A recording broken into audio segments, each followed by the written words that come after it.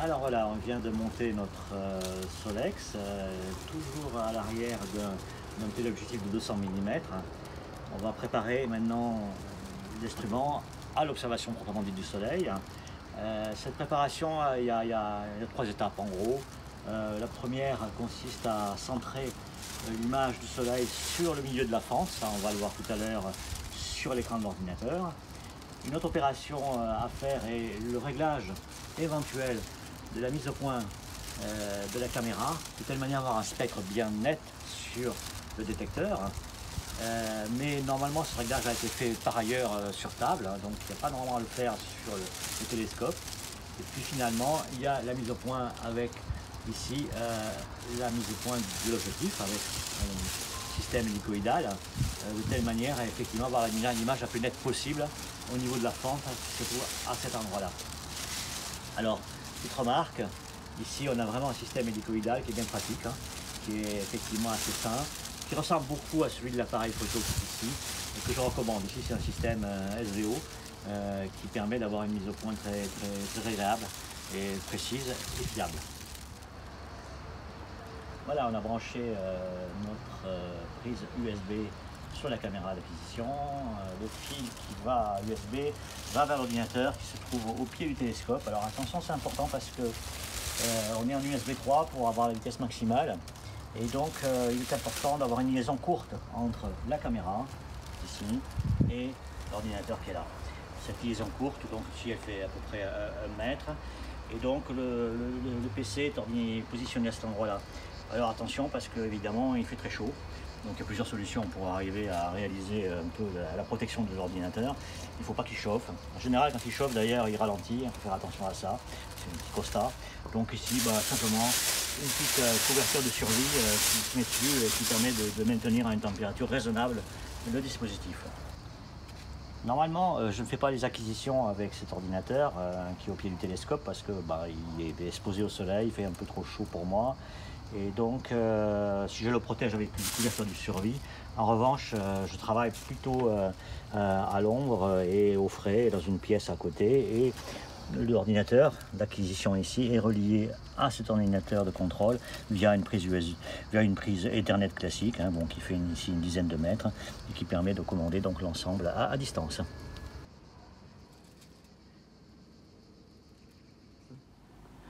Voilà, maintenant on est devant l'ordinateur et on va continuer la préparation de Solex pour faire les images solaires proprement dites. Alors pour tout cela, je vais utiliser un logiciel SharpCap qui va me permettre de faire les acquisitions, toutes les acquisitions. Donc bon, j'aime bien celui-là, mais il y a d'autres possibilités bien sûr. Donc on voit ici l'image du soleil centrée, ça a l'air d'être idéal, mais je vais vous expliquer comment on arrive à ce résultat-là dans un instant. Notez aussi que je travaille avec ici une raquette virtuelle pour piloter le télescope. Alors c'est assez commode parce qu'on peut arriver à régler les vitesses de défilement de manière simple, 16 fois la vitesse sidérale, ou alors la vitesse sidérale elle-même, c'est-à-dire une fois. Donc voyez-vous, c'est quelque chose de commode parce qu'il n'y a pas de fil à tirer entre l'ordinateur et le télescope, tout se fait à distance. Bien sûr, on peut utiliser aussi une raquette manuelle comme celle-ci, on appuie sur les boutons Est, Ouest, Nord, Sud pour pouvoir centrer le soleil, réaliser les balayages en appuyant continu sur les boutons. Donc les deux solutions sont tout à fait possibles. Quand vous commencez, vous avez rarement le soleil sur la fente. En fait, vous vous retrouvez avec un écran noir qui est assez déroutant. Donc on se demande où est le soleil, il est quelque part sûrement, mais où exactement, on ne le sait pas. Et donc on peut agir sur les boutons de raquette, mais un peu au hasard, mais ce n'est pas très productif. Alors je vous donne une petite astuce qui consiste à augmenter le temps d'intégration fortement. Voyez-vous là, je monte à 0,4 secondes, c'est-à-dire à peu près 400 millisecondes, et puis je monte le gain aussi. Voilà. Et quand on fait ça, on aperçoit un espèce de halo comme ceci qui correspond à la diffusion du soleil sur l'atmosphère ou l'instrument lui-même. Et donc il vous indique en gros, cette image vous indique en gros où se trouve le soleil. On voit que c'est plus intense à gauche ici. Et donc ça veut dire que le soleil est probablement par là. Donc cette astuce-là permet d'entrevoir un petit peu l'endroit où on peut se trouver. Et donc on va se déplacer avec la raquette et on va essayer d'augmenter cette intensité lumineuse jusqu'à centrer le soleil tout simplement. Alors on va essayer. Donc je vais appuyer ici par exemple. Bon, c'est pas le bon sens, voilà. Donc j'appuie de l'autre côté. Voilà, ça augmente, mais ça diminue aussi. Hein. Donc c'est un optimum sur cette direction est-ouest. Et maintenant, je vais appuyer sur le bouton nord. Bon, et comme on n'a pas de chance, ça va être du mauvais sens. Donc j'appuie de l'autre côté. Et hop, là, tout à coup, tout devient très lumineux. C'est-à-dire que le disque solaire est rentré dans la fente. Alors la preuve, c'est que si je diminue le gain et le temps d'exposition, ici le temps d'exposition, ici le gain, eh bien on voit l'extrémité du soleil qui est là, et donc je vais diminuer un petit peu la vitesse d'acquisition. Voilà, et donc je vais essayer de recentrer le soleil maintenant, parce que je vois le bord. On va voir les deux bords en réalité quand je vais centrer bien. Voilà, on voit la deuxième extrémité, donc c'est pas trop mal. On peut même s'amuser à essayer de centrer vraiment la fente au milieu du soleil en déplaçant sur votre axe. Voilà. Et là, on voit qu'effectivement, on va avoir un maximum. Le soleil est centré sur la fente. Tout s'est bien passé. Voilà, le spectre a été centré. C'est vraiment la première opération à réaliser. Ensuite, il y a quelques contrôles à faire. Il faut vérifier d'abord que les raies spectrales qu'on voit ici, alors l'axe de dispersion est comme ça, l'axe des longueurs d'onde est vertical, les raies sont horizontales, c'est toujours comme ça qu'il faut se positionner. Eh bien on voit que les raies ici sont bien fines et c'est une vérification à faire, c'est très important. Alors normalement, ce réglage-là a été fait par ailleurs, il a été fait sur table, même sans télescope, sans lunettes, sans objectif. Il peut être fait vraiment en posant le spectromètre sur une table et en visant le fond de ciel. Donc, mais on va regarder maintenant ce qui se passerait si ce n'était pas net. Alors c'est important parce que les réglages sont à faire dans le bon ordre. Hein. On est souvent perdu avec ça. Donc il faut d'abord régler la netteté des raies et ensuite régler la netteté du spectre sur la fente, c'est-à-dire avoir beaucoup de détails sur l'image, enfin en tout cas sur l'image solaire. Donc on va faire dans l'ordre, d'abord le réglage du spectre et ensuite le réglage de la netteté du soleil sur la fente.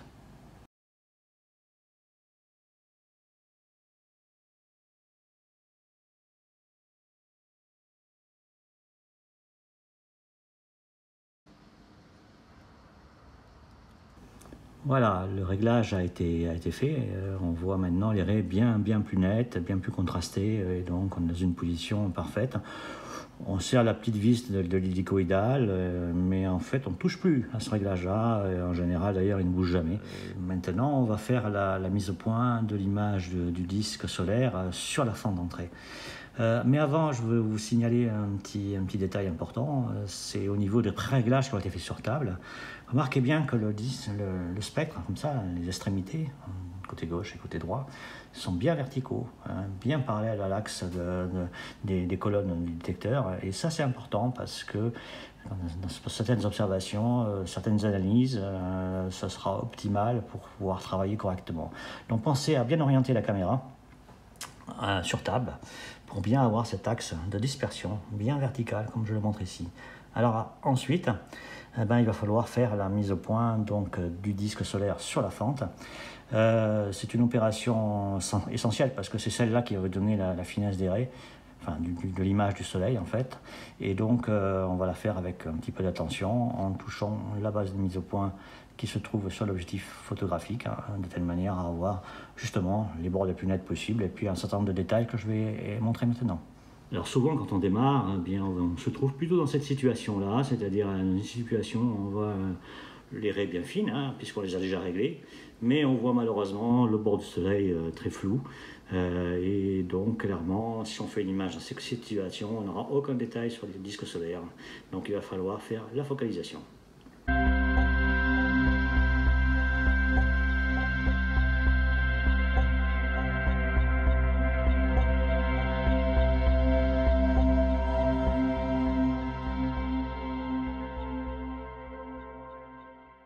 Pour bien se rendre compte si l'image est bien nette, il y a deux ou trois critères en fait. En tout cas, le premier critère c'est le bord du soleil ici, de chaque côté qui doit être bien net. Donc la fente fait cette largeur-là, le disque rentre largement dans la largeur de la fente parce qu'on a un petit objectif, donc on voit le disque en entier. Et on voit la netteté ici. On peut aussi se fier à des détails qui sont sur le disque solaire.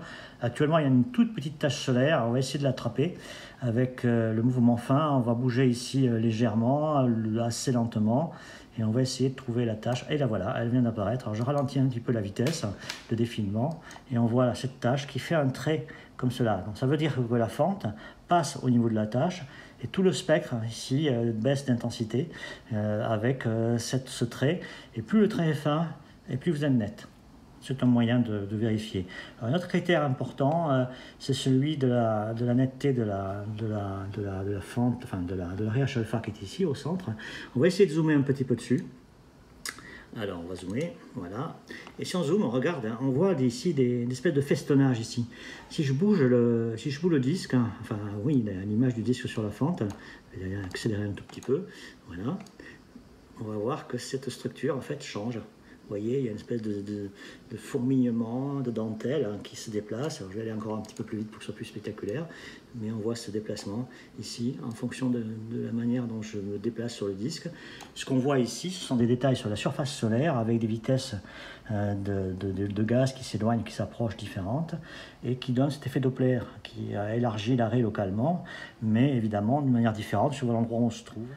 On va regarder maintenant si le soleil défile vraiment perpendiculairement à la direction de la fente.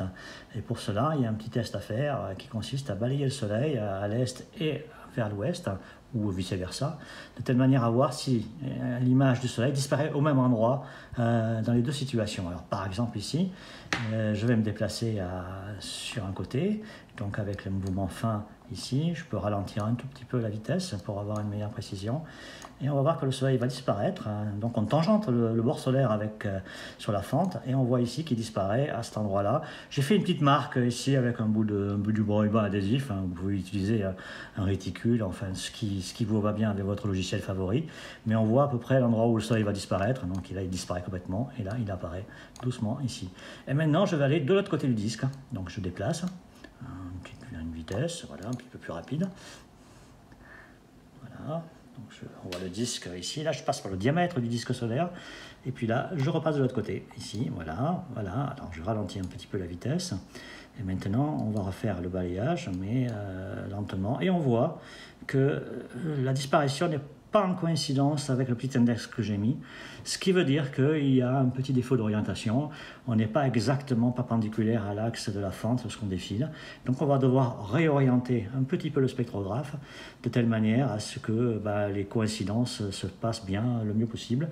Là on pourrait croire que le défaut est petit, mais il est quand même sensible, ça donne des images allongées, un ballon de rugby un peu allongé qui ne sont pas très agréables, on peut faire mieux que ça.